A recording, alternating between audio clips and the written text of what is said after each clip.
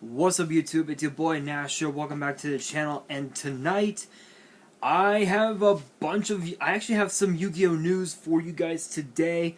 This includes the brand new Mako Tsunami support, a brand new OCG product coming out, and the last of the cards that I was gonna talk about from this past Tuesday, but unfortunately could not fit it in the video, so I'm gonna do it today. Now, at the time that I'm recording this video, it is Friday, October 15th, and it's 8 p.m. right now. So I had just finished up watching SmackDown. I just finished up watching 205 Live on Peacock. No copyrights, of course. Big shout out to Peacock. But if you guys had not seen SmackDown, no spoilers.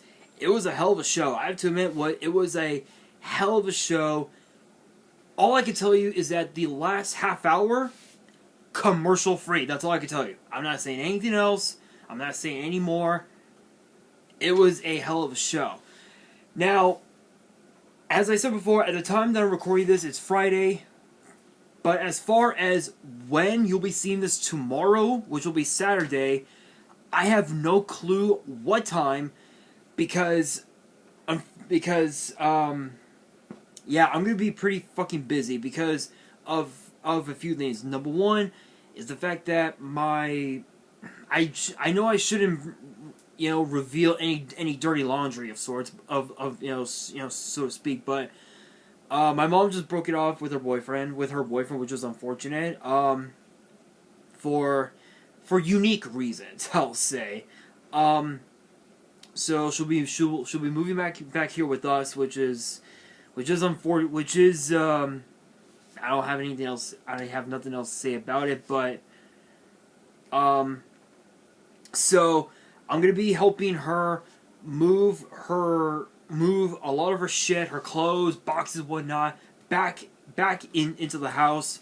So I don't know exactly what time you guys will see this, but if my mom texts me and says don't come over, then you guys might be seeing this in the morning.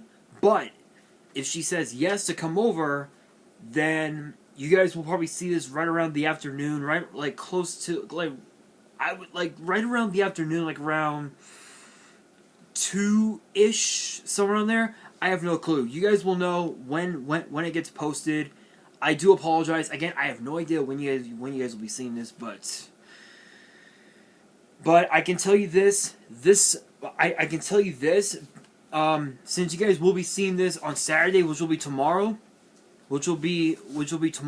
this Sunday, will be my prediction video for Crown Jewel, and I'm actually hyped up for that. But let's get straight into the video. So yeah, the new support for the Freaky Fish guy.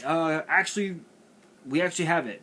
New support for the Freaky Fish guy off of the new duelist. Off of the new deck build set, Duelists of the Abyss. So this is actually for cards for Shark, or I guess Nash the Barian, not me. Do not get it twisted, people. Do not get it twisted. For Mako Tsunami, and there was one other person that there was one other person in the anime that played a water deck. I want to say BACH and Misawa, if I remember correctly. I could be wrong, but we are going to be getting new support for him at some point, which honestly I'm excited for, because I actually did a Shark deck profile. If you guys have not checked that out, I recommend watching it. I'm going to be doing a update for it at some point, but I'm actually excited for this new Freaky Fish guy support. So let's get straight into it. I'm not going to waste any time. First up, we have Mega Fortress Whale. You would think it would be a ritual because of Fortress Whale. Wrong, sir. It is not.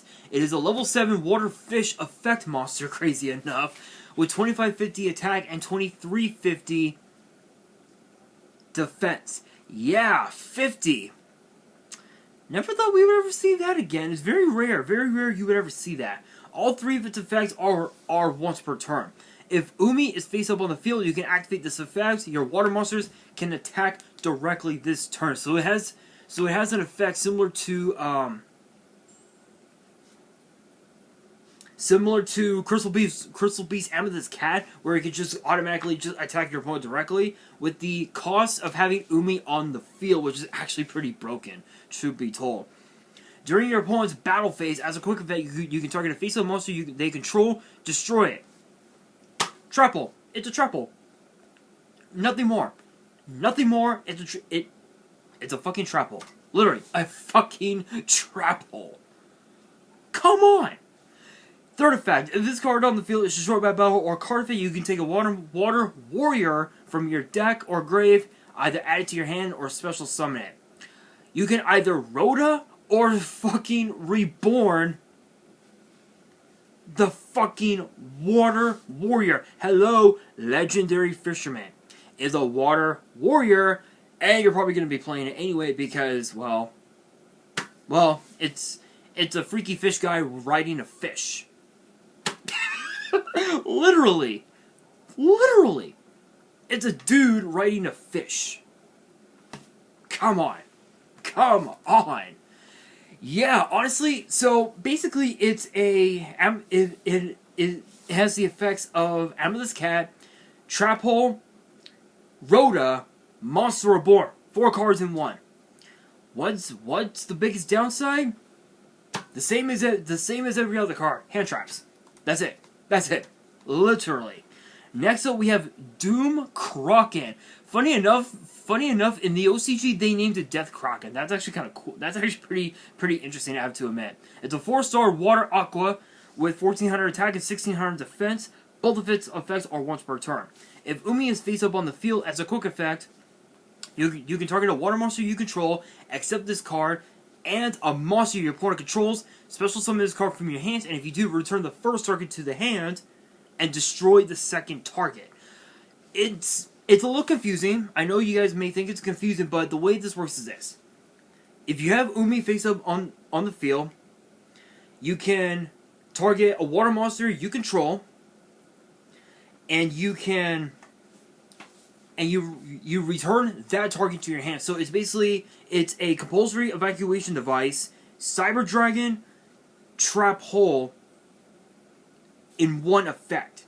So what that means is you Cyber Dragon this card, Doom Kraken, you compulsory evacuation device your own monster, and you Trap Hole your opponent's monster, which is actually pretty good especially if you want to go into your rank 4 water plays.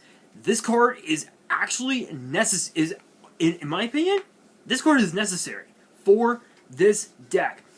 I've never built a deck. I've never built Mako's deck before, so I'm kind of tempted to, but I'm not so sure. I'm not so sure. The other effect says when an opponent's monster declares an attack, you can return this card to the hand, and if you do, negate the attack. So it's kind of like it's basically a solemn judgment for attacking, basically, which is really cool. Next up, we have Electric Jellyfish Visalia, I believe is how it's pronounced. It's a 4-star water aqua with 1400 attack and 1700 defense. And both of its effects are once per turn. You can send 1 Umi from your hand, deck, or face-up field to the grave. Special summon a water monster from your hand. So obviously, at the cost of either discarding it from your hand, foolish burialing it, or sending it from your field to the grave, you can just Cyber Dragon a monster from your hand. I believe this card, obviously, I believe the card ruling is that it has to be face up on the field in order to use the effect. That's something that Konami has always had a problem with when it came to effects like this. Meaning the card rulings can vary depending on the archetype, and this one I believe you gotta have this card on the field to trigger the first effect. Its second effect is kind of unique. When your opponent activates a spell card or effect or a monster effect, and Umi is face up on the field, as a quick effect, you can negate that effect, Then this card gains 600 attack and defense. So it's basically, and again, it's another form of solemn judgment, and this card in particular, and this giant jellyfish gains 600 attack and defense. So it would go, I believe it would go up to 2,000 attack, and 17, 18, 19, 20, 22, 3, and 2,300 defense. That is a pretty big jellyfish. That is a big ass fish. Wow, big ass fish. Next up, we have Fish Sonar, which is actually the normal spell. Obviously once per turn. Add 1 level 7 or lower monster that has a water normal or specifically lists Umi in its text from your deck to your hand. Then, if Umi is face up on the field, you can special summon a water normal from your deck. Rhoda, summon from the deck. Dare I say more? Yes, I will. 3 copies. Yes, please. Enough said. Enough said. Next up, we have Sea Stealth 2, which is a continuous spell, and it has 3 effects, one of those effects is in once per turn, that being the 3rd effect. The first effect says, this card becomes Umi while face up on the field or in the grave. You don't want to use Umi? Don't want to use a Legendary Ocean? Big deal. Big deal. You got a continuous spell. Fuck Umi. Fuck Umi. You got this card. You're good to go. You're good to go. Second effect says your opponent cannot target water monsters you control with non-water monster effects. Okay, it's a protection. It's basically a protection from everything else in the game, basically. So you would need to go up against a mirror match or a shark deck for that second effect to be completely dead. Literally dead. At the start of the battle phase, you can special summon a water. You can special summon a monster that specifically lists Umi in its text, or a water normal monster from your hand or grave in defense position, but destroy it at the end of the battle phase. Okay, I mean that effect is not too bad. The only downside is that you would have to find a way to use that monster and another monster to, like, overlay them into an Xyz or something. I don't think there is a way.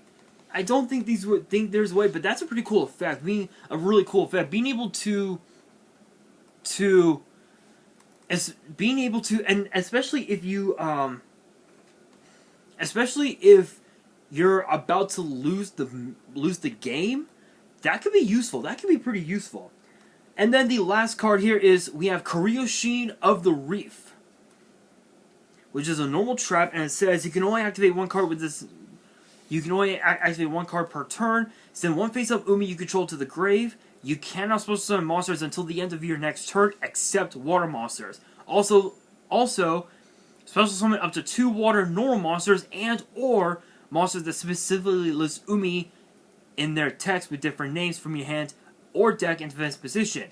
Then, if your opponent controls a monster, you can special summon any number of level 6 or lower water monsters from your hand or deck. Okay, so obviously it's a monster summoning spammer, basically. So you're spamming your board with a bunch of monsters. That's actually really cool. That is pretty cool. I actually like that. But now we move on to something else that has actually caught my eye for a bit, and it's an OCG product called History Archive Collection. And it says here it's a reprint pack with some new cards. A special pack that includes cards that remind players of iconic and impactful scenes from throughout the Yu-Gi-Oh franchise. On February 19th, 2022, a special pack will be released featuring cards that call to mind key scenes from through the franchise. Monsters that appear throughout many Yu-Gi-Oh works are also reprinted here, and some of the cards included will be new cards that help reimagine famous scenes from throughout the Yu-Gi-Oh franchise. It'll, again, as I just mentioned, it'll be released on February 19th, 2022. It'll be 330 yen for 1 pack of 4 cards, and there are 15 packs per box. So I believe it'd be about Well, I say about $4. $4 a pack. I'd say about what, 30, 40 bucks for the box, I would estimate. Honestly, I'm actually excited for this set. I don't know what cards are going to be in the set, but once we do get an idea, I am definitely going to talk about them on the channel at some point. I am super excited. It's gonna be awesome. But now we move on to the last of the Battle of Chaos cards that I wanted to talk about on Tuesday, but unfortunately I didn't have enough time. So here we go. First up, we actually have a brand new Skilled Magician. You guys know there's always we've had multiple Skilled Magicians over the years. We've had Skilled Dark Magician, Skilled White Magician, Skilled Red Magician, Skilled Blue Magician, and we've had a couple others as well. I don't remember what those were, to be perfectly honest. I'm actually going to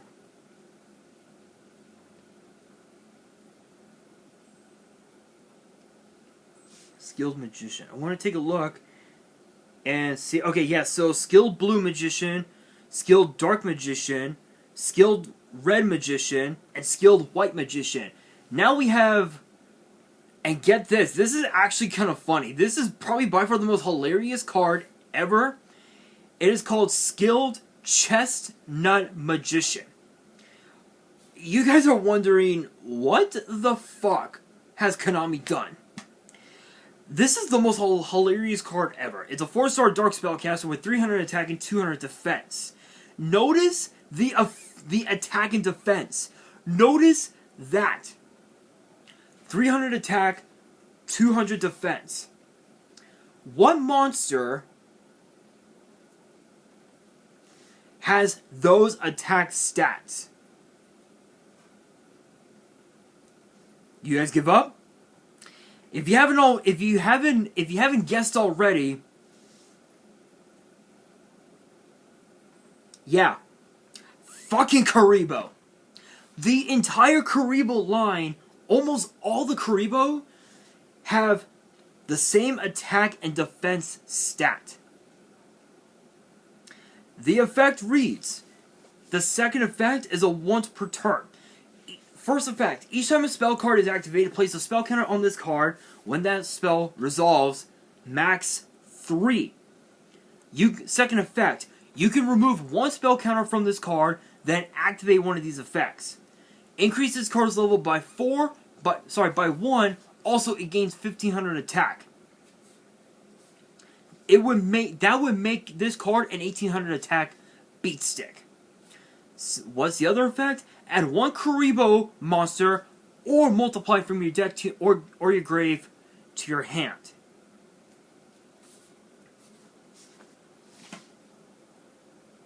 Really? Really? And you want to know the funniest part about this whole thing? The term Karibo is another phrase for chestnut, which is actually kind of funny, which is actually pretty hilarious. I don't know what the hell Konami was thinking coming up with a pun like that, but good on them. Good on them. Now we have another card that actually kind of intrigued me for a bit, and it's something that didn't make sense. It's called Nuclear World. It's a normal spell that says you can only activate one card with this card's name per turn. Target a face-up monster you control, destroy it. And if you do, special summon a monster with a different original type and attribute and a lower original level from your deck in defense position, but its effects are negated. So it's a trap hole. I would say Cyber Rev system, but you would need to. But the effect is summon a Cyber Dragon from your hand or graveyard. So it's a special summon Rhoda of the sorts, and it's funny enough. it's funny because when you think of the term clear world, you would normally think it's support for Fujiwara's deck from the season 4 of GX, which was never released in English because it was too violent, too dark, if you will. No, truth be told, it is not. Crazy enough, it is not support for Fujiwara's deck. It's just there. I'm pretty sure that once this comes out in the TCG, this will probably be a secret rare. I'll bet you anything it's going to be a secret rare. Now, we have Legacy support. What is the Legacy support? Well, we have Dream Mirrors, Samorgs, a Lady of Lament, Ogdotic, and Ursardic. One card for each archetype. Starting with Dream Mirrors, we have Neoroi, the Dream Mirror Heretic. Is a 3-star Dark Fiend with 1,000 attack and defense, and both of its effects are once per turn.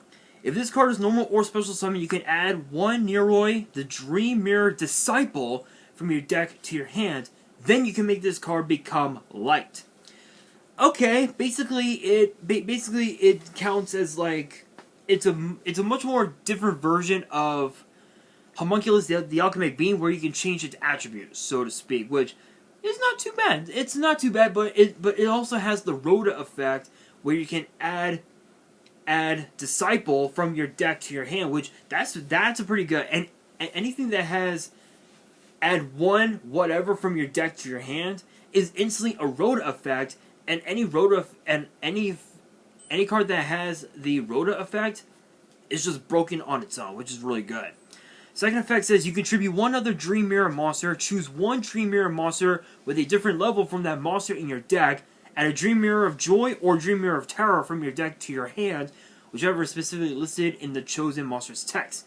If you do, special summon the chosen monster in defense. Okay, so obviously, basically, just to summarize it, you tribute one of your Dream Mirrors. You choose a Dream Mirror that is the polar opposite of the one you just tributed. You add Dream Mirror of Joy or Terror from your deck to your hand, and then you special summon the chosen monster in defense position. And then just from there, you activate the Dream Mirror field spell, whichever one you chose, and you go full combo. Basically, that's basically all it does. Next up, we have Samorg, Bird of Extermination. That's actually kind of fun. That's actually a pretty cool name. 4-star Dark Wing Beast. Yes, Dark Wing Beast. Maybe for Black Wings? Who knows? Who knows? 1,800 attack, 500 defense. First and second effects are once per turn. Third effect, it's just there. If you normal or special summon a wing-based monster during your main phase, you can reveal this card in your hand immediately after this card effect resolves. Normal summon one Samorg monster. It's a double summon. You're just summoning another monster, plain simple. It's a double summon. Not much to say about that. If this card is normal summon, you can send 1 Samorg monster from your deck to your grave, and 1 Samorg spell or trap from your deck to your hand. So it's basically it's kind of like 1-for-1, so to speak, but for these spells and traps. And this effect is where things get really spicy. The third effect says, while face up on the field, this card is also wind attribute. Yeah, that's kind of funny. That's actually kind of funny given the fact that it's a dark. So you would think it would work with Black Wings, but nope, it doesn't. Next up, we have Alice, Lady of Lament. 3-star Dark Fiend, 0 attack, 2,000 defense. The first and third effects are once per turn. You can banish 1 trap from your hand or grave. Special summon this card from your hand. Again, it's a Cyber Dragon effect. A Cyber Dragon effect. 2 broken on its own. When this card is normal summon, you can target one Lady of Lament monster in your grave. Special summon it. Basically, it's a monster reborn. Not much else to say about that.